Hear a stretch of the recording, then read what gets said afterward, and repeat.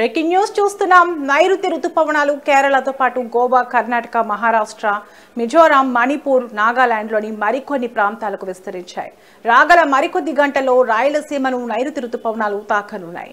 వారం రోజుల్లో ఆంధ్రప్రదేశ్ రాష్ట్రం అంతటా విస్తరించే అవకాశం ఉందని ఐఎండీ తెలిపింది. దాంతో రానున్న 3 రోజుల పాటు ఏపీలో విస్తారంగా వర్షాలు కురవనున్నాయి.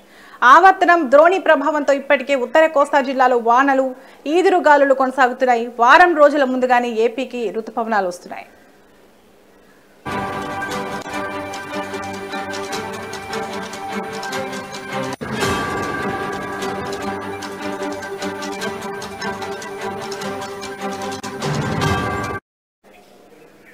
మహారాష్ట్రలోని రత్నగిరి సమీపంలో తీరం దాటిన వాయుగుండం తీవ్ర అల్పపీడనంగా బలహీనపడింది. ప్రస్తుతం మహారాష్ట్ర, కర్ణాటక పరిసరాల్లో కొనసాగుతున్న అల్పపీడనం క్రమంగా తూర్పు దిశగా పయనించి మరింత బలహీనపడుతుందని ఐఎండీ పేర్కొంది. అరేబియా సముద్రం నుంచి మహారాష్ట్ర, తెలంగాణ, ఛత్తీస్గఢ్ మీదుగా ఒడిశా వరకు ఉపరితల ద్రోణి కొనసాగుతోంది. ఇక రేపు బంగాళాఖాతంలో అల్పపీడనం ఏర్పడనుంది. దీని ప్రభావంతో రాబోయే 4 రోజుల్లో కోస్తాంధ్ర, రాయలసీమ, తెలంగాణలోని కొన్ని ప్రాంతాల్లో భారీ వర్షాలు కురుస్తాయని ఐఎండీ పేర్కొంది.